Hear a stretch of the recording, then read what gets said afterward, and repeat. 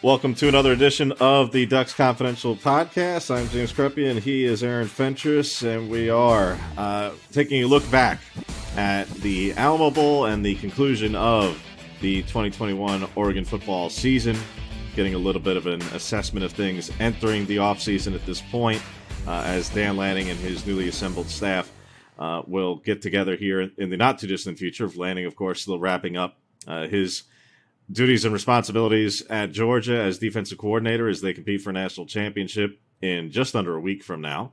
And we'll see how that goes. But also, again, we'll take an assessment of the final game of the season for the Ducks. What was good, what was bad, where things stand in terms of, like I say, in the big picture, entering the offseason, personnel moves, coaching moves, you name it. We'll get into as much of it as we can here. And this kind of not just bowl recap, but really kind of a season recap of sorts here. But we'll start with the bowl game in particular, which at this point is nearly a week ago, just because it was such a midweek game and a little bit unusual in that circumstance. But be that as it may, your thoughts on the big picture, Aaron, of a Alamo Bowl loss, but a game that was we knew was going to be a bit odd going into it.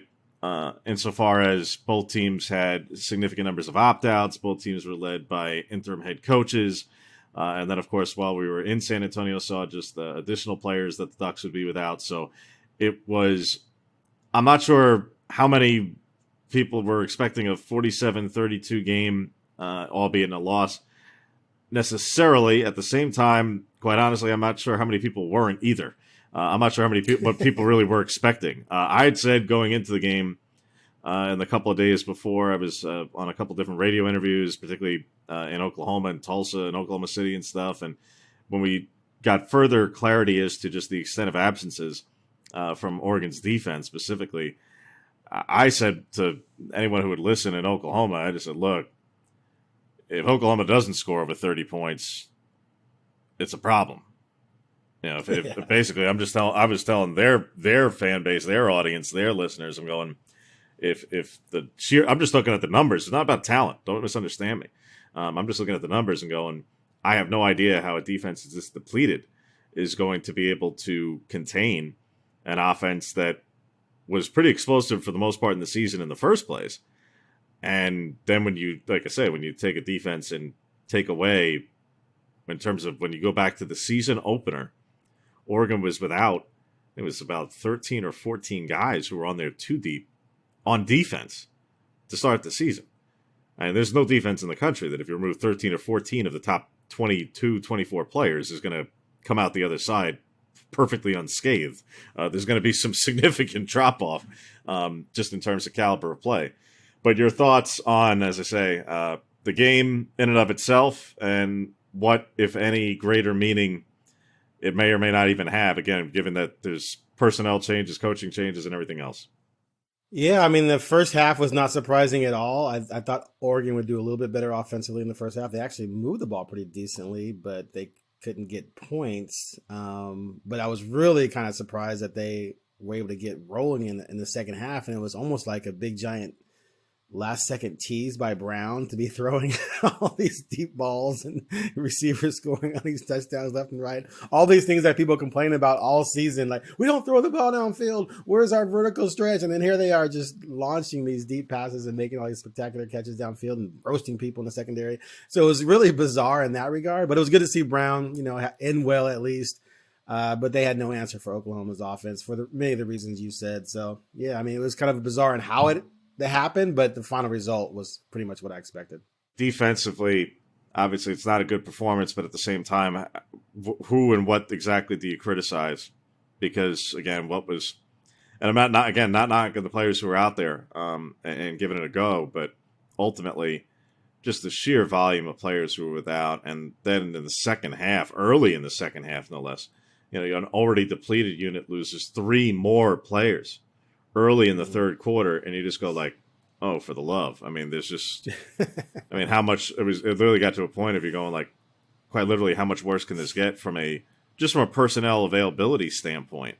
Just the sheer volume of starters who were unavailable was unfathomable. literally, I mean, I think in bowl season, there's going to only end up being like two other teams who approach the sheer volume of absences and unavailability as Oregon did. Was it like around 30? When you get into the practical sense, there may have been one or two guys who suited up. And I'm not even getting into the quarterback position where you say like, oh, well, they were all there, but you only play one.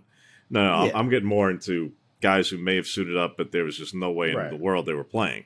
Or they had redshirted and not played all season, and they may have been in uniform, but they were absolutely not playing and making their season debut in the Alamo Bowl at that point. They were effective when you brought into the second half, and Sewell and Manning and Damon David went down. They were without, I believe it was 38 guys out of the 88 that started the season. So they were down to effectively, it was close to 50, but really close to like 48, I think it was, in terms of scholarship players.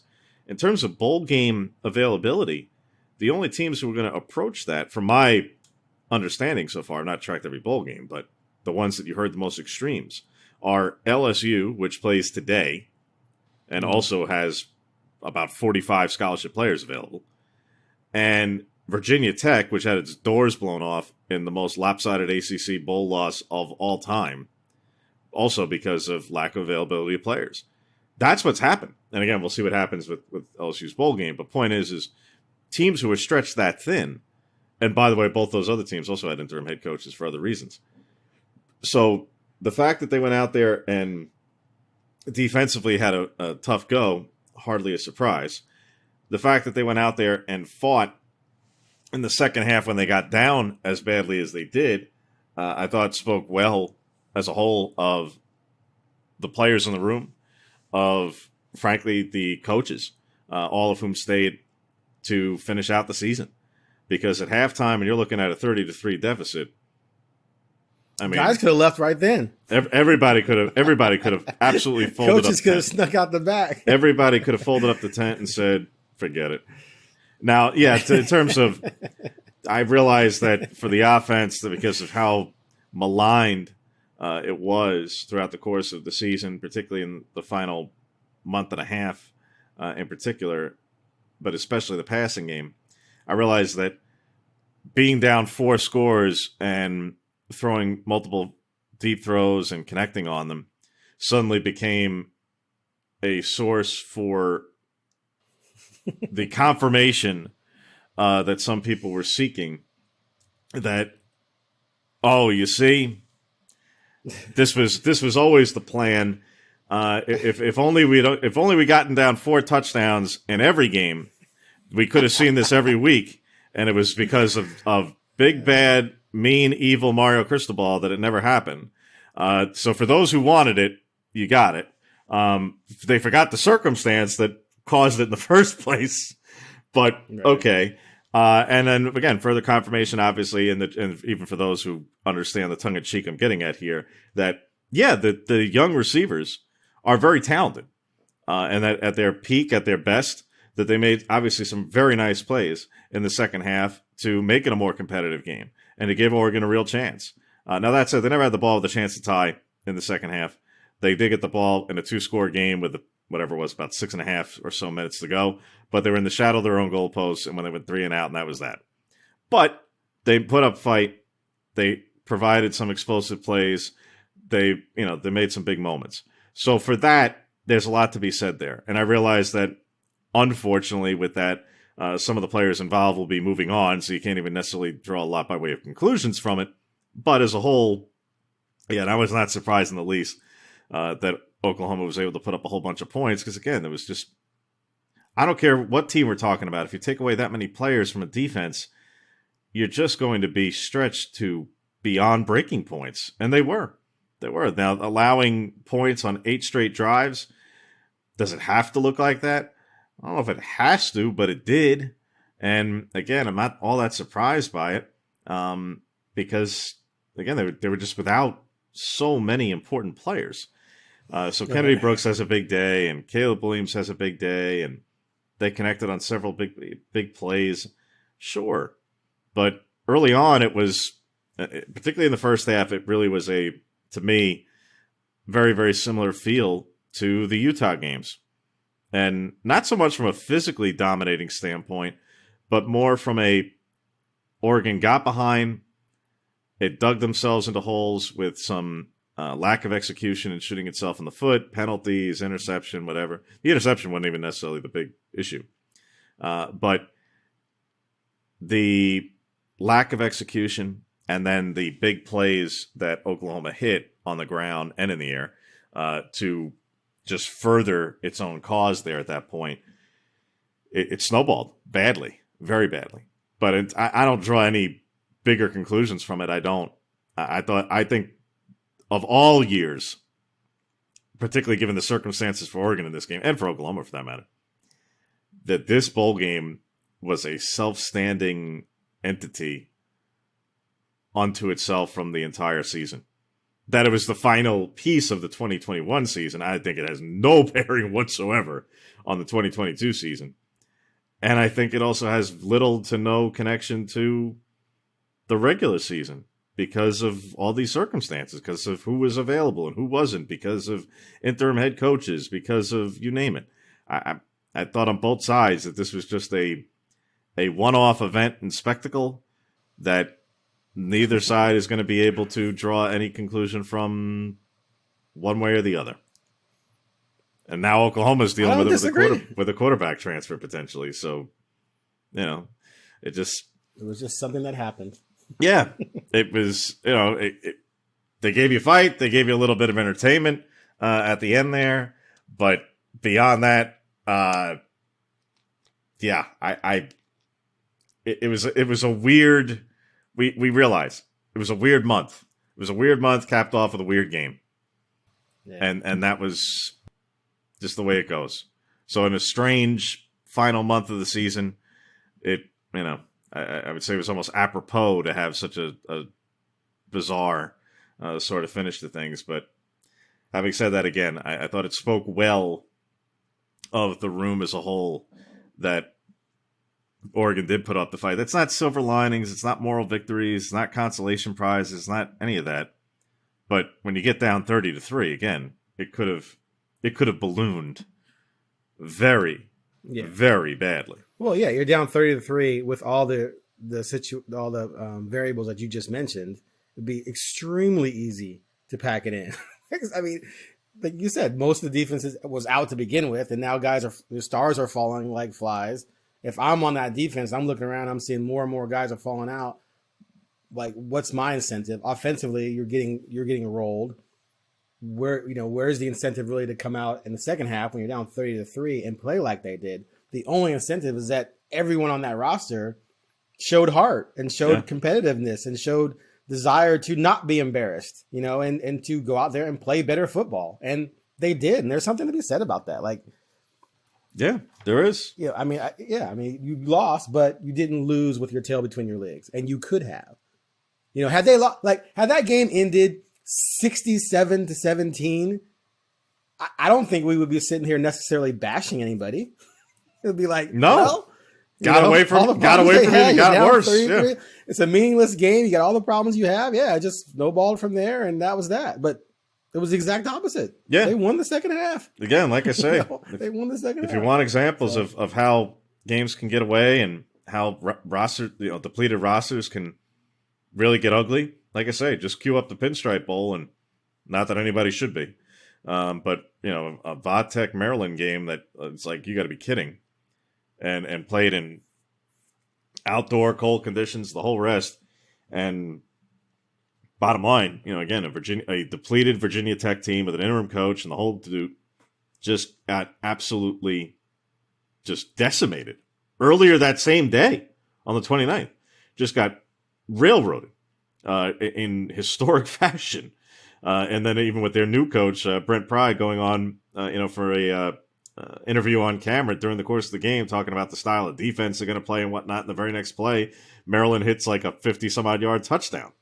In the course of him talking about how they're going to play a certain brand of defense, and they give up like a 50 or 70-yard touchdown pass. So, yeah. Whoops. Again, if you want to see what truly what bad to ugly can look like in that kind of setting, again, you need to look no further than just only a couple of hours earlier in a different bowl game elsewhere. So again, in terms of any sort of takeaways from it in the big picture, I'm with you. I take it more about the collective fight and effort more than anything. And secondly, again, if you want to really talk about projecting into the next year, the things that are there that are the most positive are the young receivers, because those guys are coming back. That's not you don't have to worry about, well, is there draft or what have you. These are true freshmen. So Thornton and Franklin, again, obviously had really, really nice second halves combined each had 4 catches, each had a touchdown. That was kind of the output that many were hoping for. Many were even, expecting at different points in the season. Hold on a second. Before we shift completely receivers, I do have to ask you one thing on the defense. So we agree that they were depleted, there was injuries, there was opt-outs, et cetera, et cetera. Are you saying then you have no concerns at all going into next season?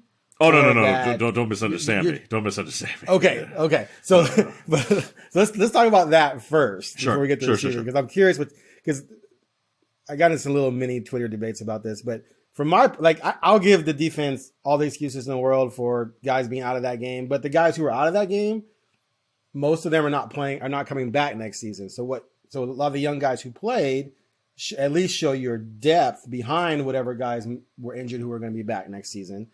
And the fact of the matter is you're losing Kayvon, you're losing Wright, you're losing Verone, and overall your defense ranks 79th in the nation in total defense, 75th in points allowed. That's a lot of holes to fill. And yeah, we shouldn't pick on them for Oklahoma, but you still gave up 600 yards almost of offense in that game. And even during the regular season, the defense was spotty at times, especially against Ohio State, UCLA, et cetera. And it was a pretty weak conference, as we all know. So, defensively, where do you think this team is moving forward with the players on the roster who are going to fill in certain spots, with healthy guys coming back? Where do you think they sit going into 2022? Defensively, I think there are going to be major, and I mean major, improvements just from a scheme standpoint. Major. I will bet any sum of money you wish. Any sum? Damn. Any sum. Let's go. Let's go. Let me get my accountant over here. That they will not rank as poorly on third down defense as they did this season. That they will not get absolutely run roughshod on against 12 personnel as they did this season. You're probably going to be in Lanning's office with him, making sure he works on that, right? And there's just certain things that occurred this season that there's no way. It's literally one of those that you just say, there's only one direction to go. That's how dire it was on third down defense. I mean, when you look at the splits, forget about statistical anomalies. These are things that are truly inexplicable. It is beyond illogical, these splits that they were having on third down. In favorable positions. Not just saying, oh, you got the third down. I'm not talking about 3rd and 1 to 3. I'm talking about 3rd and medium and 3rd and long. There were some statistical splits that beyond head scratching. It's inexplicable. There's only one direction for them to go. So there's no way that Oregon's defense is going to repeat the kind of statistical, rankings that it had in certain categories, in certain areas.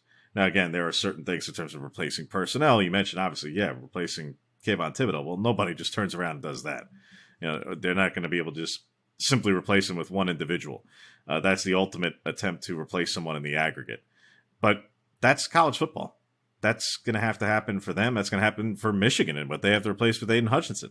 And they're probably going to be the top 2 players in the NFL draft, each of them. So, one order or the other. So, bottom line, that's part of the game. That's part of the sport. And also, let's remember that Thibodeau, unanimous All-American and all, missed, well, let's put the bowl game aside, of the 13 regular season games, he basically missed 4 games. When you factor in the second half of the first game, the following 2 games, the first half of the Cal game, and then who's in and out of various different other points, missed 3 or 4 games. And that's not knocking him. I'm talking about just reality. So when you consider, the Arizona game where he played 10 snaps. So bottom line, yeah, he basically missed 4 games. They're replacing a lot of the production that he brought to the field, and he's a all-world player. But he was an all-world player who missed 1/3 of the season. So as dominating as he was when he was on the field, and he was, they don't have to replace a guy who was there every single game. They would already gone about trying to replace him, and they do have a roster with talent at that position as a whole on the edge. At the caliber of KT? No, not yet. Not yet, no. And I'm not saying that Braden Svinson's going to be a top 3 NFL draft pick in his future either. But I'm also telling you that I think his potential is there, that he could be a first-round player. I do. I think he very well could be. He's got all the measurables to do it. He's played well, but it's going to be a different dynamic, again, for him without Thibodeau.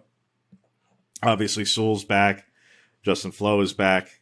The secondary loses 4 starters. That's significant. Verone had obviously a spectacular final season, but it goes beyond him. It goes beyond him and Mike Hale.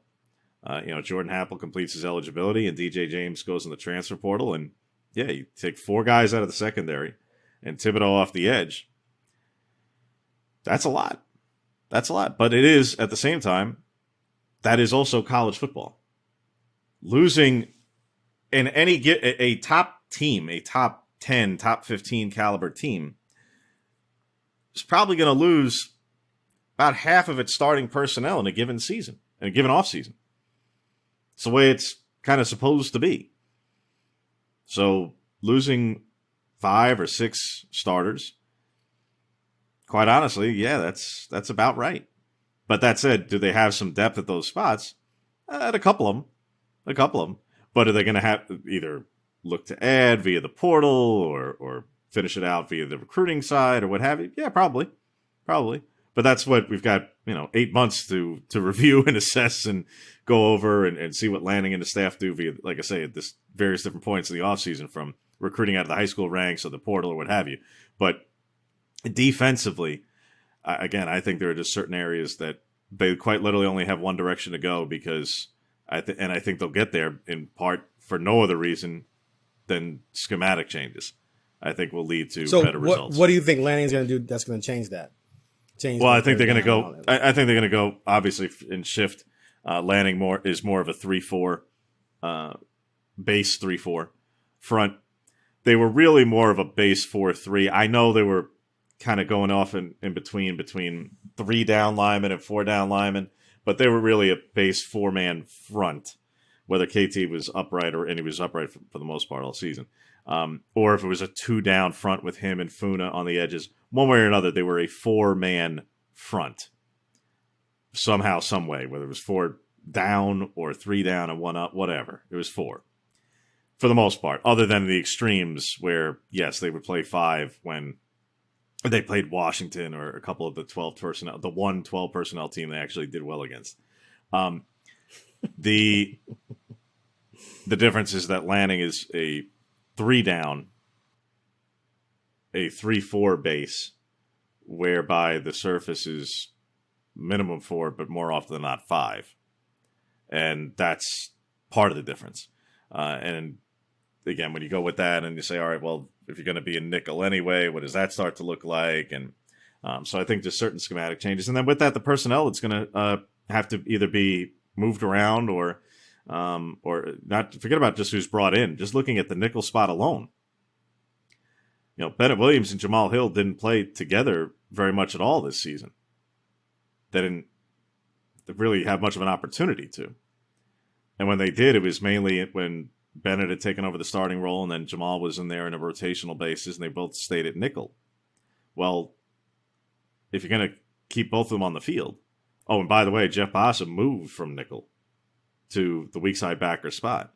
Well, if you have Flo and you have Sewell and you have LeDuc and you have Brown at the inside backer, and you have those 3 guys at nickel in particular, well, somewhere, somehow, you either need to move somebody back to deep safety, or you've got great depth in a rotation at the nickel spot, but we're talking about 3 players who are playing basically as starters at the same position this season. So I think there's just going to be some personnel adjustments and position adjustments at minimum, along with the scheme, that will probably lead to, well, not just probably, will lead to differences in results, regardless of who else is brought in, regardless of transfers, regardless of what have you, that there'll be just some changes there. So, and I think that'll be a big part of it. But that just speaks to, again, certain specific circumstances. We're talking about third down or certain schematic matchups. But I'm not going to begin to project here on the first week in January what their final... We demand it! Yeah, what their final numbers are going to look like against, like, pass defense as a whole, or what they're going to rank in total yards or scoring. It's like, come on. All right, we'll give you till March to come up with that stuff. All right, so let's get back to the receivers. So, man, Franklin, Thornton, Hudson, they look nice. Yeah, like you talked about all the depletions everywhere. I mean, the receiver position, my Lord, Devin Williams gone, Pittman quit, Red, Johnson out. Those are your top 4 receivers coming into the season, pretty much for most of the season, right? But, there were some injuries and things like that. And then you got 3 newbies, youngins, out there killing it in that game. Is that a sign that, hey, this position's fine? Or still, Mario alluded during the season, and so did Moorhead, that some of those young receivers were making young mistakes that sometimes were blamed, on Brown. So there is some youth there, and things that, mature and route running and things like that. But physically, man, the skills are there. I said before the season started. You did. At a practice. I was talking to somebody. Oh, I thought you were talking about here. And somebody had asked me, doesn't matter who, don't worry about it. Somebody asked me what I thought of the receiver position. This is back in August. And I literally said at the time, I go, well, is the preference going to be, is the favorability going to be about experience for Johnny and Jalen and Mike and those guys in particular, or on upside potential and, top end peak talent and ability? Yeah. Basically. No, we talked about that here too. I remember this conversation. Yeah. But point is I basically, I turned the question into a question. I responded to a question with a question, but basically like, well, which way are you going to favor? Because in essence, the way I saw it then was I saw it, it was impossible not to see. And again, we've seen Franklin and Thornton during spring practice, for that matter. We saw, Brevard was the one to show up in the summer. I thought highly by way of their skill sets the whole time. In terms of, if in the ideal situation, what they could do, sure. But what you don't know on every given Saturday along the way was, what about, like you're talking about, execution, aptitude, knowledge of the playbook, route running, and ability to go out, and especially since the nickname that they've been, basically, I honestly couldn't even tell you where it came from, if they came up with it themselves or if it was fan driven. But bottom line, when the nickname for him is the Skinnies, well, it's catchy. It makes for a nice hashtag, but the other part of the position is blocking. Right. And they're bigger guys, and again with a ton of athletic ability. But when they are going to be, are a run-centric offense, blocking's another big part of the job. And when you're lean as true freshmen, right? That's they're up against it. And again, they were up against it from a experience standpoint when you have a couple of super seniors at the position, and Johnny and J-Red, who frankly were playing well at different points in the season. Johnny in particular played well, and far and away, not even close, far and away, the best 2 perimeter blockers on the team. I mean, it's not even, there's no argument to be had. So when they are doing the quote unquote, veteran right things to do and producing and consistent and reliable, you can understand, do Franklin and Thornton in particular, and by the way, this isn't a knock on Brevard. We just didn't see him very much, during the season. But do those two have probably the higher upside potential by way of, future prospects for the NFL or what have you? Sure. And I said in August. I'm not fighting to the contrary. The point is, but it's still college football. They're not there yet. There still is development. There still is growth. There still is strength and conditioning and gaining of size and speed that occurs over the course of 2 and 3 years to get you there.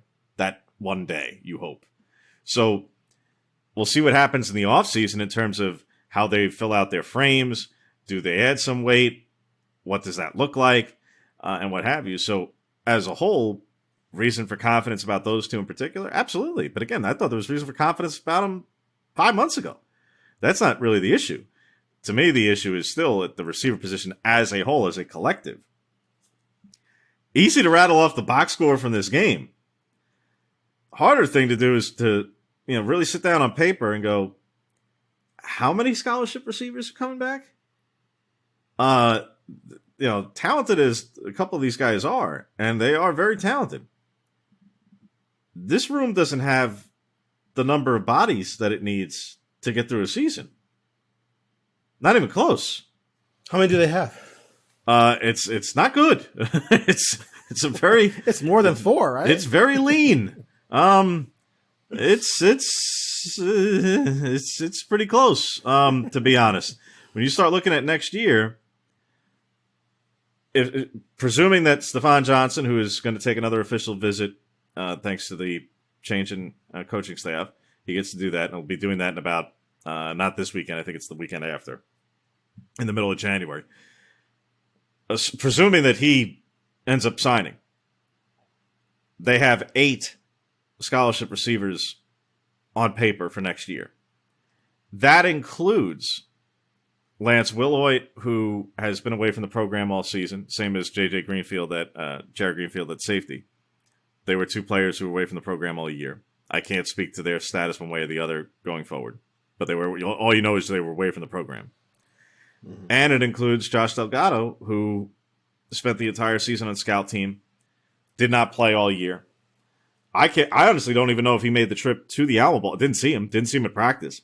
And on one hand, it was like, well, it was practice. He may have been on with the scout team there. If he was wearing one of the other things, it was hard to recognize. Didn't see him on the sideline at the Alamo Bowl. And he spent the whole season on scout. We're not talking about a freshman. We're talking about a sophomore who was doing that, who redshirted, and I believe was the only player who fit that criterion at all. So, and I don't speculate about what players are going to choose to do, move on, transfer, what have you. I'm saying we're counting 2 players who did not contribute in that group. Right. That's 8 with a signee and 2 guys who didn't contribute. It could very quickly get to 6 or less. That can happen very, very quickly. So that's why I say they do not have the depth at the position to enter the 2022 season right now. They don't. They have to go out and acquire. Is Bo Nix going to bring his pal from Auburn that you wrote about? Well, I tweeted off that that he happened to join the portal. Tweeted, sorry. Right. But just in that I saw his mentioning that he was going to be entering the portal, and also that he mentioned that Kobe Hudson, we're referring to, the Auburn receiver, the leading Auburn receiver this past season, also mentioned and then deleted after he mentioned it that he was kicked off the team. So that was a nice note. Yeah, by the way, I'm leaving. Oh yeah, by the way, I was also kicked off the team. I don't want to tell you why, and forget I ever mentioned it. Don't worry about it. Okay, well that's good. Look, they're clearly pursuing receivers in the transfer portal. They were pursuing Jacob Cowling from UTEP, who ended up going to Arizona. So they know and recognize that they have to add at the position. How many? We'll see. In my own view, by way of just numbers, again, not getting into talent or depth or who you want to compete and et cetera, et cetera, et cetera. Just numbers of the position in terms of scholarship structure of a roster. You, generally speaking, want to have no less than 9. If you're going to run a base 11 offense, you want no less than 9 scholarship receivers. And if you're going to run base 11 and you have the ability to run base 10, you really want 10 to 12. Like I say, they're at 8 under the most ideal pie-in-the-sky circumstance. That could be, from a practical standpoint, 6. They have to add bodies. And more than one, plural. They have to add bodies at the position. So that is, to me, offensively, that's the position of greatest need to be addressed this entire offseason. So, yeah, reason for confidence about Franklin and Thornton, sure. And again, I'm not mentioning Hudson here in the whole conversation, but we saw him all season. We saw more from the freshman in this particular game. But in terms of the position group as a whole, for games 8-9 months from now, they have to add depth. They absolutely have to. There's just no way around it. Again, they're trying to. So it's not like they're not denying it institutionally. They're going out and pursuing transfers at the position because they have to add depth. You're listening to Ducks Confidential. We'll be back after a quick break.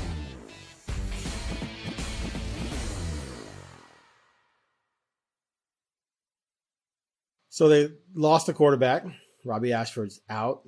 I think it was pretty clear that one of the 3 youngsters were probably going to move along, especially with Bo Nix coming in.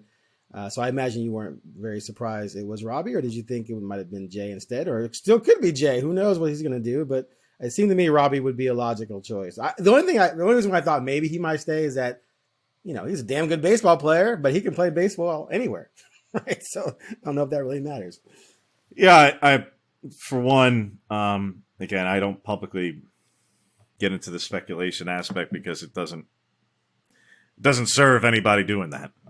If I start speculating about how many players could transfer, who the players are who could transfer, and it doesn't happen, then what did I do other than just make it about myself and my own thoughts and create unnecessary angst and stress for an 18 to 23-year-old making their own life decisions.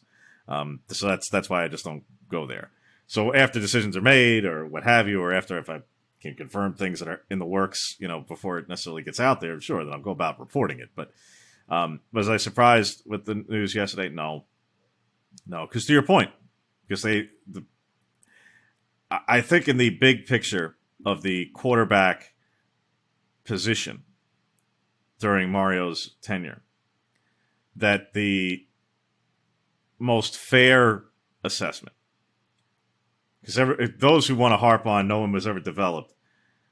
All right, look, you're never going to be.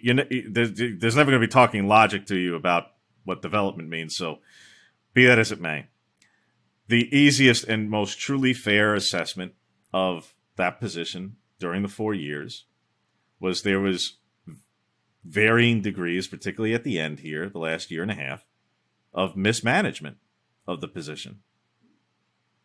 And I say mismanagement different than development because they brought in Anthony Brown Jr. when Tyler Shuck had been the heir apparent, or certainly the player who was willing to sit behind Justin Herbert when in an age when sitting behind anybody who is a foregone conclusion starter is hardly in vogue. Tyler Shuck did that. Showed you in a spring game that he's got a little something. And then in the following spring, led the conference in passing efficiency. Go ahead. In the short sample that it was, he did. But in the following spring, and then the pandemic starts, but in the following spring, albeit the couple of practices they had, okay. But did what he did in that time. All right, you bring in somebody else. All right, well, it could be create competition, could be whatever. Fine. All right, weren't expecting for the fall to be as screwed up as it was. Sure, okay, maybe a competition. Under ideal circumstances, there was a legitimate competition. Maybe Brown beats him out in the first place, so it's not as chaotic. But then by the end of it, despite a 3-game sample that was really good to start off, and then a couple of games that were quite rocky to follow, that was no longer sufficient. Then it became how to get Brown out there. And remember, if the same fans who now want to just throw all the dirt in the world on Anthony Brown were the ones clamoring for him to replace Tyler Shuck all of about 13 months ago. I remember I had some major – I think I blocked like 5 people that night who were like coming at me sideways because I was saying, no, Shuck is the guy, dude. Anyway, but yes. But there's it, man. 100%. So, and again, it's the same fans who thought that Marcus Arroyo was the worst offensive coordinator in the history of Oregon football because a 15-pound leaner Justin Herbert did not run. They got a mobile quarterback with an RPO-based offense under Joe Moorhead. And then getting a mobile quarterback who is one of the top 10 mobile quarterbacks in the country. That was insufficient. That's why he was no good. That's why this offense was terrible. And that's why Mario Cristobal was handcuffing the offense. So again, back to 19 and Herbert. I never confirmed this, but I felt it was pretty logical that there probably was a wink arrangement that they were not going to rush Herbert that much because he didn't have to come back. He could have gone pro and probably been a first round pick in 2019. Yeah. And he came back and they completely shut down any running whatsoever. So to me, it felt like they're being, and plus they only had Shuck behind him. So it's not like they had a proven guy behind him. So to me, if you felt you could win without him running, why run him? It made no sense to risk it. But anyway, go ahead. Let's also remember the two other aspects in the entire equation through this entire era. And I'll get back to why I say mismanagement on the quarterback front additionally. Sure. The backfield, the entire 4 years, included C.J. Verdell and Travis Dye. Verdell ran for 1,000 yards back-to-back seasons and was a Heisman contender at the end of September, by the way he started this season, until he got hurt again. And Dye goes off for a career season. But that doesn't fly with Duck fans because they watch Darren Thomas run with Michael. I know. And the offense that's no longer played in college football, I know. And in the bygone era, I know. With offensive linemen who average 260 pounds, I know. You can still rush the quarterback, regardless of any of that. And they chose not to, which we agree was smart. But they had the running backs. I don't think it was because they had the running backs. They had running backs to do it. They also had, again, to the receiver position, a lack of either depth and or top end talent to maximize things that they still managed to maximize, in my view, because of what Dalen Mitchell did, because of what Breland did. They had Verdell and Dye this year, and Brown rushed for a lot of yards and a lot of touchdowns. So that's why I don't think that washes. But we agree that Herbert shouldn't have been running the ball. Then went down. We agree that Herbert shouldn't have been running the football. Right. But point is, it didn't need to. Those are some of the things in the context of the greater conversation about the quarterback position in the offense of the last 4 years, which, by the way, I believe I'm going to end up doing the math here for some stuff next week. I believe over the course of the entire 4 years, the 18 through 21 seasons, that Oregon will have, I believe they are, the Pac-12 leader in both total offense and points, particularly points, scoring offense over that 4-year span.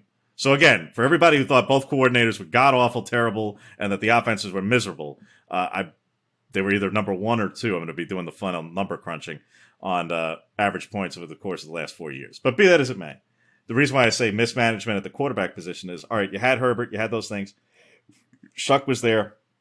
You bring in Brown. Okay, well, it was going to create competition, but competition that may have gone a different way if it weren't for the 2020 screwed up half season on and off, blah, blah, blah, blah. Okay, by the end of it, you have a Fiesta Bowl that, let's just all mutually agree, that the manner in which the quarterback position was handled that day was suboptimal. If you want to go with Brown that day, go with them. Go ahead. Fine. Play him. Start him. Let him play the whole game. If you want to make a change, if you're dead set on a change, play Anthony Brown in the Fiesta Bowl. Clearly they wanted to. They did. He played the majority of the game. But don't start Tyler Shuck and then after 2 possessions say, oh, no, we're going to go the other way. Then, well, Anthony got something rolling, so we're going to stick with him. But the plan is still going to go back to Tyler after we somehow, some way, claw all the way out of this hole, and we're rolling to do it. The defense starts making stops against Iowa State. The offense is humming. After it gets humming, we're going to go back to Tyler. And you go, what? Come on. Like, stop it. If you want to make a change, make the change. Brown played most of the second half. That's my point. Right, but the story... And they scored 0 points. But Mario's story that he was sticking to after the game was, oh no, we were going to go back to Tyler. The plan was always to go back to Tyler. And you go, the plan was to go back to Tyler? You were in a hole. You're saying that the plan, the ideal world was that after you were dug in a hole, that Anthony was going to go out there and light it up, that your defense was going to make corrections, that you were going to somehow get back in the game, and then you were going to go back to the quarterback who you took out after 2 possessions where he didn't even do anything wrong. You're like, I mean, all right. Again, the day was not handled well, and obviously, all right, I tweeted it that day. I said, look, this was a quarterback management, this was a game plan brought forth in the era of the transfer portal. All right, leads to the changes that came this past offseason. Fine. All right. Now there's additional changes. So in terms of now you have 3 freshmen at the position because of all this tumult. But you skipped over.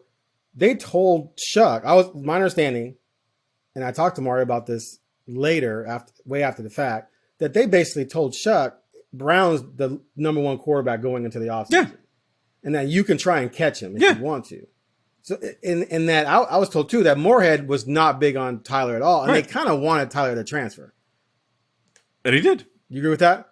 So, and to me, that was just like, okay, if you make that decision, you must know for a fact that and there's no way they could have known this for a fact because Ty wasn't on campus yet, that you believe Ty is going to be either contend for the starting job or be a definite viable backup to let Shuck walk. Because to me, Shuck's still in the development process. That was his first time ever starting. And yes, he had some hiccups, which is not unusual for young quarterbacks to have hiccups. Not at all. Joey Harrington had hiccups. Dennis Dixon had hiccups. Darren Thomas had some hiccups. People have hiccups. It doesn't mean you're a bust. But at the very least, had you just said it's open competition or Tyler's still our future, but Brown, you can compete, would Brown have left? Maybe they were scared of him leaving. Either way, the ideal situation was to keep them both so that you had 2 legit quarterbacks. But the thing was, they were never going to keep both. They were never going to be able to keep both. They were not. So you're saying Brown would have bailed if he wasn't told you're the guy moving forward?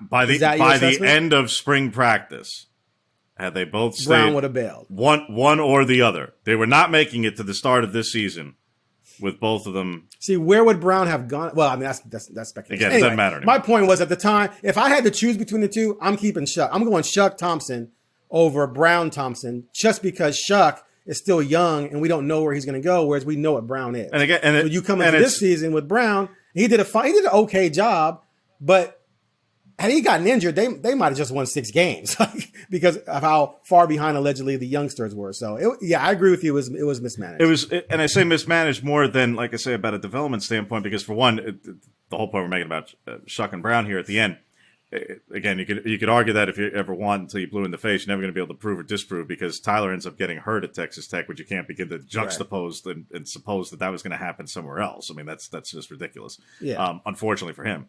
2, it's more about, like I say, the scholarship management and stacking of the room, because no matter what, if this staff all stayed, if Mario stayed, if nothing changed by way of coaching staff, they were going to be dealing with a room with 3 freshman quarterbacks, and then bringing in Tanner Bailey, a 4th freshman quarterback, who would obviously be in line to theoretically redshirt at that point. That's the only way you create any kind of stacking at all. And you go like, all right, well, one way or another, there was going to be someone as an odd person out, no matter what happened, no matter who the head coach was, no matter who the offensive coordinator was, there was going to be some changes at the position. So that's why I say more about mismanagement necessarily than I get into the development, not development, because again, that's a side. But from a development standpoint, Oregon had 5 years to find a quarterback and have someone ready to go, and they did not do it. And their quarterback in 2021 was a 2016 Boston College recruit. So that's on Taggart and Mario and all their coordinators and quarterbacks. But again, I also go back to. But I go back to. They did not. That anywhere outside presently of Clemson and now the last couple of years Ohio State and the last couple of years Alabama. They're the only ones who can say they stacked a room of their own recruits at the quarterback position who were willing to sit behind a premier first-round pick at quarterback for potentially multiple years. Tyler did it in the short term, and then they even ended up moving on anyway. But who sits behind that caliber of quarterback for multiple years? That's not the way college football operates anymore. We're in a different era. The portal only began in Mario's first year, and that was the end of Mario's first year. It really only began in year 2, and the one-time transfer just started. So we've changed so much from just the beginning of the Cristobal era, effectively, in the 18 season, which, the other part of that was that they also only had like 68 scholarship players that year. No, I listen. I don't agree. Remember Braxton Burmeister was there in that year, and Burmeister left to go to Vatech, and by the way, was a starter at Vatech, but also managed to get hurt a lot, unfortunately, because for myriad reasons. All that great as a starter. But no, everything you're saying, I was saying in 2015-16 when they went and got Vernon Adams and Prucott because Travis Johnson, Terry Wilson, and Mihalik didn't work out. It's just par for the course that you're going to have those hiccups. But back then, a lot of people didn't believe those hiccups were acceptable. It was just against the rules of nature for Oregon to have to get a transfer. But then here we are 5 years later, and they've had to have a transfer. So I agree with you 100%. It's a crapshoot. Like, you're rolling the dice with these guys, and you're hoping that if you recruit a 4-star or 5-star quarterback every year for 5 years, that one of them is going to hit. And so one of the things that was amusing to me is that everyone was convinced that Ty Thompson is the man because he had 5 stars by his name. But it was like, okay, if he's the man and he's going to be the guy for the next 4 years, then why Tanner Bailey sign? Tanner Bailey didn't sign with Oregon to back up Ty Thompson for 4 years. He signed because he thought maybe he could beat out Ty Thompson. Why did Ty Thompson sign if Butterfield was the man? Because he thought he could beat out Butterfield. So none of these coaches believe 100% that any of these guys are absolutely the guy. Mario told me twice in personal conversations that Tyler Shuck was the shit. He was the guy. He was going to be the man. And then boom, he was out. They blew him out for Anthony Brown. So the point being is that the coaches don't even know. They're guessing and hoping. And that's why you keep adding until one pops and you go, oh, hell, we got a guy. And then other dudes leave. But right now they're at a position where they had no clue with 3 youngsters. They had to get a transfer. And that's sort of where they are. But yeah, I agree with you 100%. It's a crapshoot. And you just got to keep adding bodies and you hope someone clicks. And again, there's nobody who can say that they have it 100% in that way. Like I say, outside of 3 programs, because LSU, if it was so easy to replace Joe Burrow, then they go and do it. What happened? Oh, exactly. That didn't work out so well. One guy got hurt. The other guy actually had a decent season, but then ends up going in the portal and ends up turning an about face. If it's so easy for the quarterback whisperer, Dan Mullen, to replace guys, what happened down there? Oh, he got fired after making it to the SEC championship game the year before. Fired and had a 6-6 season. So point is you could be successful. You could be known as a quarterback coach, and you could still end up canned off a 6-6 when the year before he was lighting it up. So again, even before Alabama hit the mother load with Hurt. I would say before the Hurts, Tua, Mac Jones, Bryce Young, quadrant of this whole thing. But they were recruiting Prucott. But look at who they had before. They had Gardner Minshew they were recruiting. Look, you really want to go back in the Alabama age of quarterbacks? Not really. I mean, if you want to go, A.J. McCarron and Greg McElroy and those guys. McCarron was a very good college quarterback. Right. But point is, and it was a Heisman finalist. But point is you want to go back, you really want to talk about the quarterback position at those places? The last position that Alabama got a first-round pick in the Nick Saban era was quarterback. The last one. It took until Tua for him to get a first-round pick at quarterback. Gotcha. Yeah. That was the last one.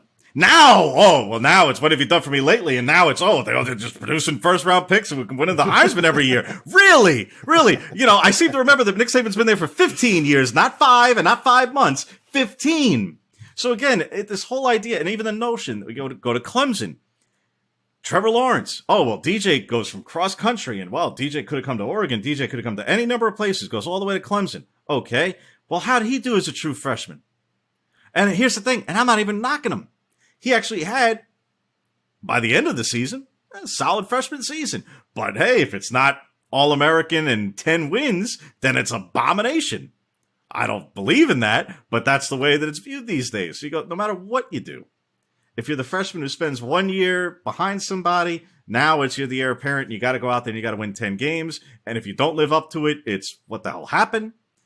And if you're willing to roll that dice, whatever. And if it's you bring in a transfer to either create competition, with all the incentive in the world for the coaches because of the demand to win is to stack the room with the veteran guy every year because you can't ever allow for a fall off. Because like I say, if you fall off, look at Dan Mullen.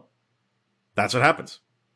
If you never have the contingency to the contingency, you're out of a job.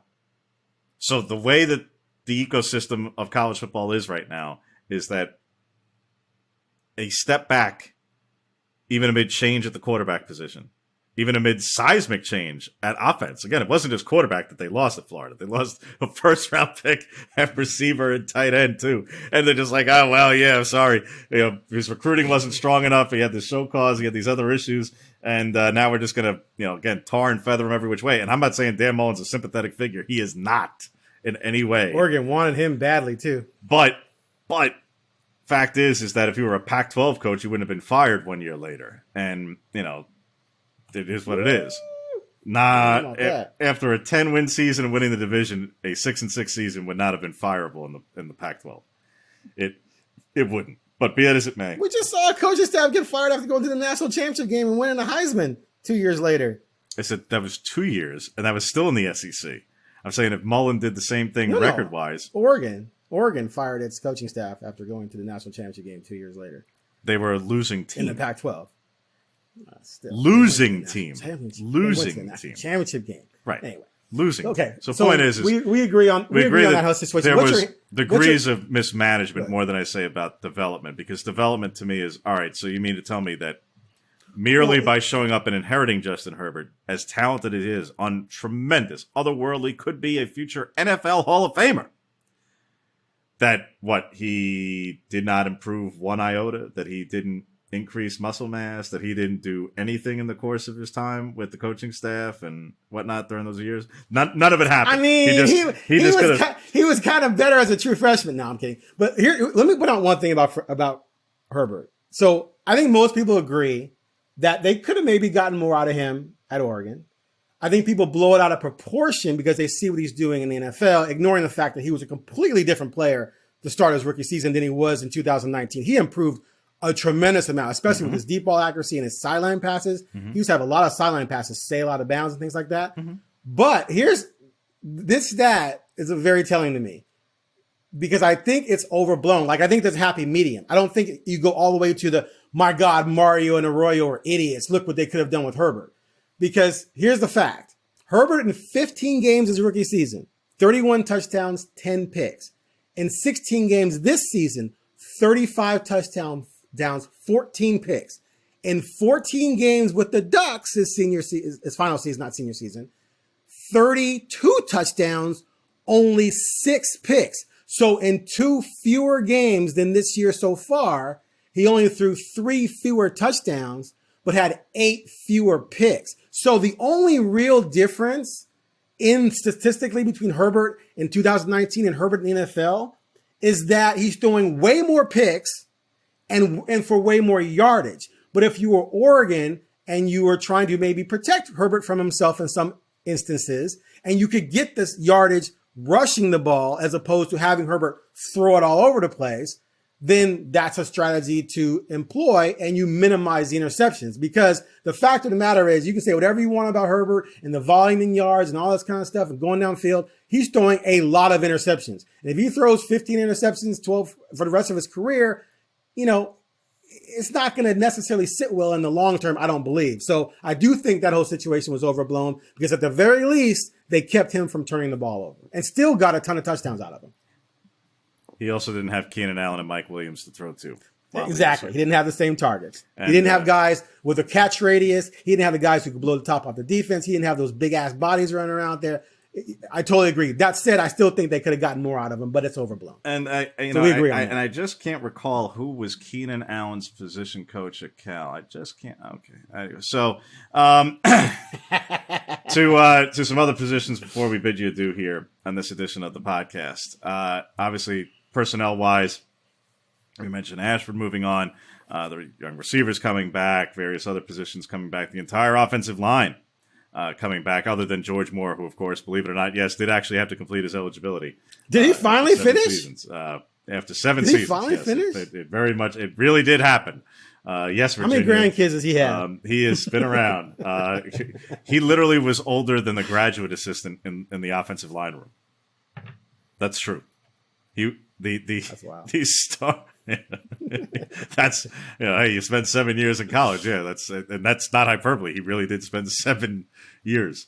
So play that as it may. So good for him. Yeah, good. Hey, good on him. Obviously he was a starter for multiple years and everything. So put in the time and spent a long time playing college football at various different levels. So good on him. But he moves on. But otherwise, the other 5 players who were essentially all starters at one point or another because of the various rotations they had to play, all back. That's tremendous. That's huge. Regardless of who ends up winning the starting quarterback job for next season, having a veteran offensive line in front of you is massive. And that's a major foundational pillar for the offense for next season. Regardless of what happens to the running back position, regardless of who wins the quarterback job, having an offensive line that with that much experience, you don't just roll out of bed and get that. You don't just replace that. That has to be procured and developed over the course of time, and they've put in time. So again, they've got skill, they've got experience. Having that there is very, very big for the offense. Certainly worthy of noting for sure, because again, that's humongous for what this offense could be for next season. No matter all the other unknowns, having that known is huge. Then to the coaching staff and what Lanning is assembling. Again, we're still waiting on just the. Let me ask you one more question, personnel wise. Do you think Dye is returning? I really don't know. I just really don't know. I don't know. I believe it one way or the other. If you told me he chooses to move on because he spent 4 seasons and this is when he was quote unquote supposed to, and he's coming off a tremendous year and he's taking the hits and it's time to get paid, sure. If you told me he wants to give it one more go because, hey, maybe he can add a couple more pounds and presumably if Verdell moves on as well, which again, I think is probably where that is leaning. I could feel a little bit more confident in that projection, at least. That, hey, as the lead guy the entire season, what can that mean? I think there's also just some additional conversations about potentially loss of value insurance and those sorts of things. Whatever feedback he may have gotten from, he wouldn't necessarily ask for the NFL feedback because you have to be an underclassman. Again, he's automatically in the draft right now. So Oregon is waiting word on him and 3 other players in that front. So we'll see. I really don't know. Like I say, I'd believe it either way. I would totally believe it either way. So we'll see. And I'm not sure if we may find out an hour from now. We may find out a week from now. Because he has a month to decide. Now, there's no way that he's actually going to take the full month. Let's be clear. Because right. if he's choosing to actually move on, you start the training process, and you start that very quickly. You don't decide to start training at the beginning of February. So, if he's going to choose to do that, we'll find out whichever way he's leaning. But he was at Lambeau Field to watch Troy and the Vikings play Green Bay on Sunday night. My understanding was that he was going to be hanging out with Troy in Minneapolis, where obviously Troy is finishing out the season with the Vikings this year. He was going to be there this whole week. So I'm not sure if we're going to hear from Travis on a decision on that regard at all this week. We may. Again, we could find out an hour from now before we even get the podcast published. Or it go into next week in that he finishes what he's doing, Lanning finishes out his season, gets into Eugene. They have a conversation. Not that a conversation can't happen on the phone, but you know what I'm saying. There could just be any number of factors. So, not sure. I really just don't know. I'm not sure which way he's leaning. And again, I'd spoken to his now fiance for the story right before the bowl game, just going about that they got engaged a couple days before Christmas and writing things up and getting her perspective on all that. And I honestly can't even remember what made the final cut of the story or what didn't on that front. But at that time, she didn't know. She really didn't. And again, would be happy either way. But she really didn't. So I don't know. If I did, I'd report it and say it's done one way or the other. But I just don't know. Okay. So all right. So the staff. Now, I'm going to be honest with you. I know a little bit about some of these guys because I've read about them, but I don't have an opinion on the staff beyond just, hey, it's a bunch of guys. More guys are coming in. There seems to have been a 3 of everything in the last 6 years because of all the coaching changes. Sure. I assume they're all good coaches. I assume some of them are really good recruiters. Fine. What do you think? It's the way it goes in anywhere in college football when there's staff changes is you build up and read all the highlights of whoever the new hire is, and you try to make that as big and positive as possible. And very rarely does any hire anywhere get met with great apprehension or angst or negativity. Rarely. It does happen. Just ask Washington and their offensive coordinator. It does happen. There are occasional hires where you just go, I'm sorry, what?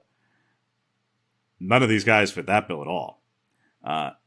Even for those we go like, oh, well, they're coming off of doing this.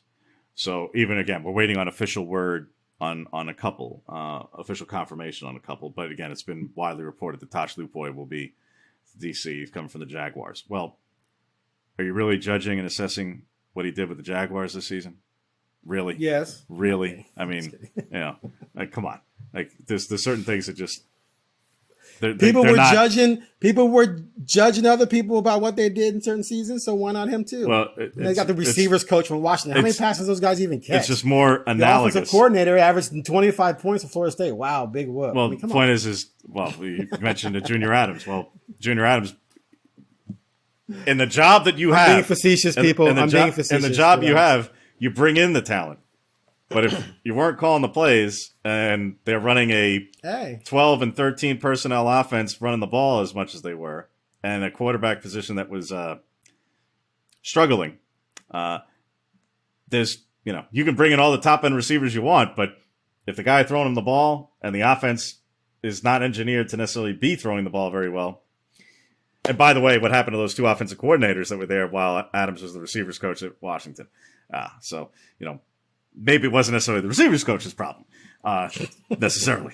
Just pointing that one out. Now, again, with Dillingham, he also walked into a Florida State roster that was in shambles when they arrived. So more than just a 1 year sample or a 2 year sample. Wait. Taggart arrived to a situation that was worse, and he didn't get a benefit of the doubt. He got fired, but Dillingham and Norvell got the benefit of the doubt. I wonder how that worked. Pretty interesting. I don't begin to get into all of how Florida State managed things the last 4 or 5 years. I'm saying that their roster since the end of the Jimbo era has been just in tatters because of the way that things ended. It was trending down. Yeah, Jimbo off left a it cliff. It fell off really bad, and nobody, whoever was taking over for him, was going to be able to find success. It's so good to hear someone say that. It's so good to hear. That doesn't excuse anything because I didn't sit there and analyze every move and transaction that ever occurred under Taggart during his time in Tallahassee, but that there was a dire situation inherited. Now, in terms of every which decision thereafter, I'm not here to relive all that and relitigate that, and nobody listening cares. I know. But we're not going down that. But I'm just glad you said it. I will be assessing, again, as I already mentioned earlier, about statistically certain things. with next week being the national championship game, and then after that, obviously, then Lanning gets back here and what have you. But to put a bow on everything, be doing a very 30,000-foot big picture total era assessment of the crystal ball era, of the positions, of the statistics, of how do you judge and assess the coaching staff out, and now, to your point, the coaching staff coming in, because some of them we may not get official word, Lou Poy one in particular, until the NFL season's over on Sunday anyway. So how do you judge and assess the assistants at the college level? To me, because they don't control, they're not the GM in the NFL. They don't get to hire and fire and pay contracts and do those things. That's not their job. So in the NFL, it's they pay them, you play them, that's it. The development is minimal. At the collegiate level, what is the situation you inherited by way of what was the room, what was this caliber of talent? If you walked into a situation where there were 2 first-rounders at your position, receiver, corner, a line, whatever, did you develop them into that, or were they already on third base and then you just got them across the finish line? Okay, because they'll get to write on their resume for forever that they coached a first-round pick. But did you, or did you? All right, was the talent acquisition, or was it the talent finality? What was with Herbert? To varying points. But point is like, who gets the credit for every which step of the way? So point is it takes time to actually assess all of that, and that goes, again, by every which position, by coordinators, by coaches, by what have you. So we'll do that at the end of the crystal ball era, and we'll do that into the beginning of the Lanning era in terms of what all of these hires bring. That's going to be a hell of a project. Well, for one reason or another, like a 10-parter? We have time at the moment. Is that going to be a 10-parter? I hope it's not a 10-parter.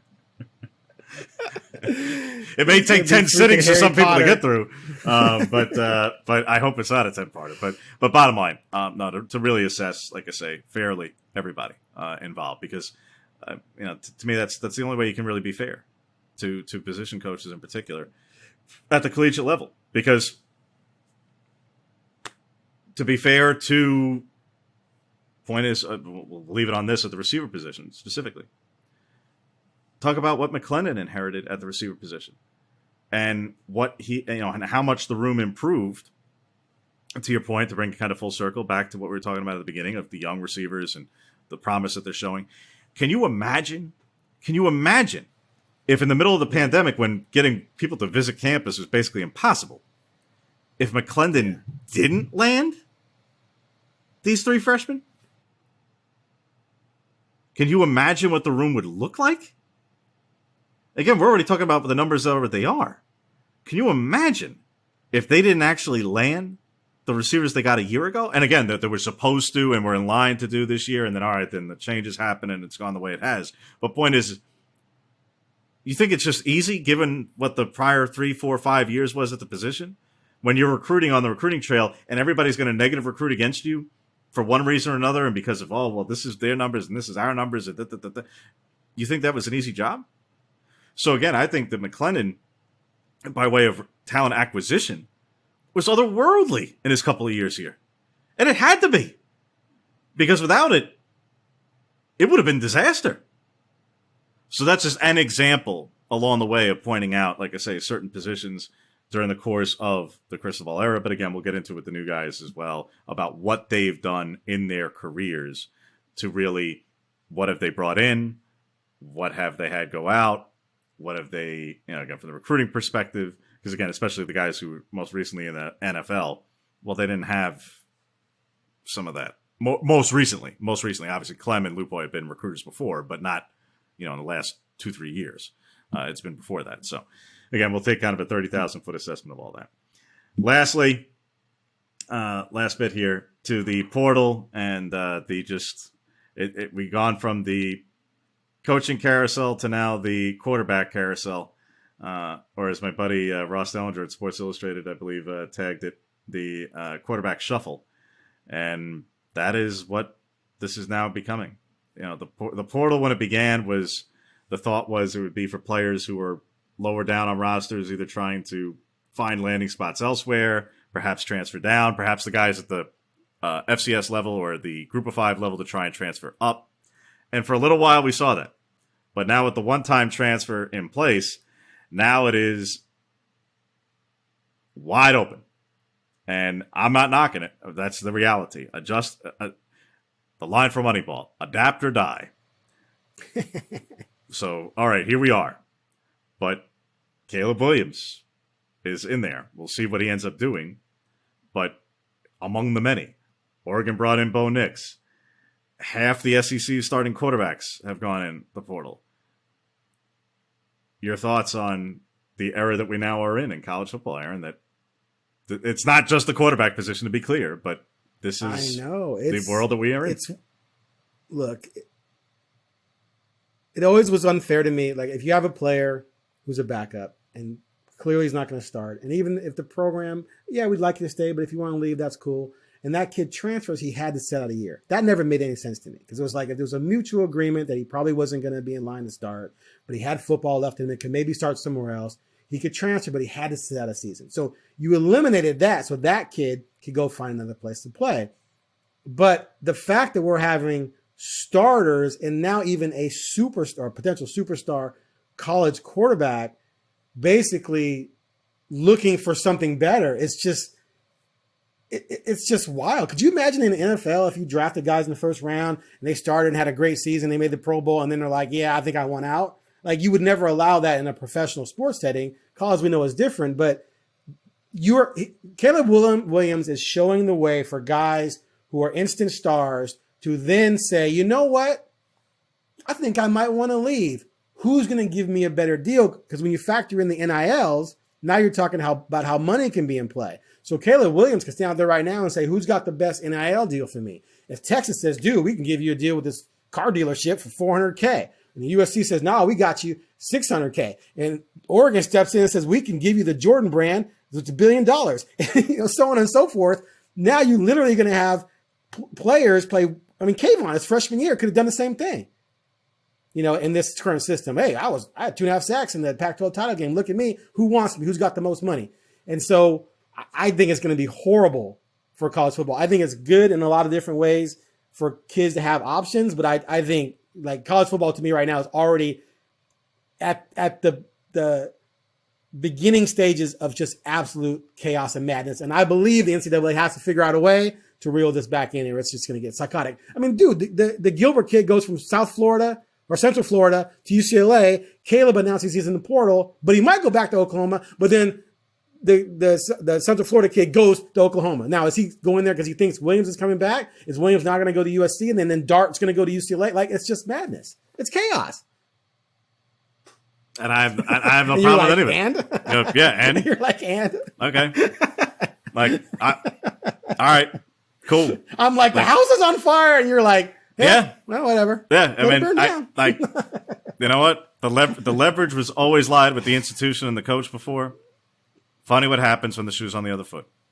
I know, and it's it's. And not by the way, the idea that it's free agency plus, every year and that a player could do this in perpetuity, it's one-time transfer. No. And then if they do it as a graduate, but if you're a first-round pick quarterback, you're not doing this multiple times. You're doing it once. If you even leave. I'm not saying one player is going to do it all no, there are some who are. You are. There are some who are saying, "Oh, this guy's just going to do this every year." It's like, no, they're not. The rule doesn't allow for it. Yeah. And if you're a first-round player, you're not doing it multiple times, because if you're a first-round player, you're going to leave and go. So that's a whole notion. And by the way, we've been doing it in college basketball, so let's not act like this is this like holy grail, this threshold we're crossing that is just unconscionable. We can't possibly fathom what in the world this looks like. It's called college basketball. Now, for those who would say, they went pro, though. They went pro. We're not talking about going to another program. Yeah, in college basketball, you got guys playing for 4 schools in 5 years. It's happening right now. Star players? Define star. Leading scorer versus all-conference player or I know, future but NBA lottery. Like Oregon gets transfers a lot, we see, but they're not getting guys who are necessarily like first-round picks or even second-round picks, and they're not getting guys that the school they're leaving is like just dying that they're leaving. Caleb Williams is a different animal. Like, this is bizarre. And he may not leave. He went in, but he may not leave. We'll see. Okay, so why did they go get Dylan Gabriel. Gabriel, sorry, yeah, Dylan Gabriel. I keep wanting to call him Dilbert for whatever reason. Because why'd they go get him then? He played for Levy, right? earlier So, in his career. but would he go to Oklahoma if he thought Caleb was coming back? And if he did, he's a moron, right? Perfectly fine question to ask. I mean, that's what I don't know. It's just I think there has to be a way to create a happy medium. Otherwise, I just think, like, how could you even run a program knowing that, okay, I recruited this quarterback and he's really good. Oh, he wants to leave now. Damn. Okay. Now I got to go find, or even other positions. Like, at some point, the program has to be protected in terms of how it builds itself into It is? Yeah. It's not anymore, though. That's the whole thing. There's nothing stopping guys from bailing right after having success. But to your point, why would they want to? They could say, if it's only about money, if that's it. And I'm not even supposing that Caleb Williams is a money thing, by the way. But if it is, hypothetically, in the future, the mythical future entity in this, who does this. So the free market's a bad thing now? Okay. Yes. All right. So if somebody can leverage it to themselves, so now the player can leverage it, it's a bad thing. But when the coach does it, it's okay. Or when the AD does it, it's okay. Or when the president does it, it's okay. I'm not saying when the coach does it necessarily, it's okay. I have no issue. Do it. Like the institution's protected in that. The other part is if it's not purely money or money is negligible, lo and behold, maybe you just treat your people better. Yeah, maybe just more normal. Okay, but hold on a second. The most fundamentally illogical and untrustworthy demographic in our country, which is why they have the highest car insurance rates, and the biggest egos and all that testosterone, are not going to make wise decisions very often, and they're being guided by mostly clueless and ignorant parents. And in many times, if their kids are stars and been treated like gods all their life, they honestly think that they're basically the street agent for their kid. Like, there's just going to be some really bad decisions made, and it's going to create, like, for instance, like I tweeted the other day, I've always said, don't fall in love with your coach. Coach worship, to me, is just bizarre. But now, don't even fall in love with your star players, because they can leave on you too. And so if you have a situation where guys are just bailing left and right who are really good players, it creates a situation that's really difficult to build a program that way. And it's just, I don't think it's going to be good for college football in the long run. That's just me personally. Like, It's already a turnoff to me. But no problem. I don't know. Again, to me, there's no putting the toothpaste back in the tube. I think there's going to be some rule. There's going to be some rule. There's going to be some rule tweaking, man. There is. Well, until they want to make it labor law, and then there's a union, and then they're employees, and then we're off to the races. So, and that's and that's probably where it needs to go anyway. Because how can you? That'll be a whole separate podcast. But one more point though. If I'm Oklahoma, and dude enters the transfer portal, he's got to go. I don't want him back. Why? Because I wouldn't trust him. I don't trust him. Why are you just had a great season. You're our starting quarterback. Why are you trying to test the waters after your freshman year? Is he doing anything not allowed by the rules? He didn't create the system. He's operating by the system. I understand. I'm not saying he should go to jail for his decision. I'm just saying that my feeling is going to be like, there's a coaching staff change. He's looking out for him. And if he wants to move on, he moves on. And if he doesn't, no matter how people want to frame it and phrase it, there is a difference. I do think between coaching staff and the players. The players are on scholarship, Anyway, we'll say go all day. Bottom line, but it's a different era. It's a different era in age in college football, and again, there will be transactions all over the place. This one being a prominent one, but again, Oregon's they need to create minor league football. Yeah, it's time for minor league football. But we will definitely get into more on the personnel front and the coaching front and any number of things Ducks related in the future. Appreciate you for listening. As always, make sure, if you don't already, subscribe to the Ducks Confidential podcast wherever you get your podcasts. Make sure to give us a 5-star review, like, etc., etc., so that way more people can find it. And we will see you on the next edition, which, honestly, I'm not sure when we're going to fire it up again. Probably not in the too distant future, but with it, now that we're in the off season, it may be a little bit less frequent. After signing day, maybe? It'll be, like I say, it's probably not going to be weekly exactly, but we'll figure it out. Maybe after Taylor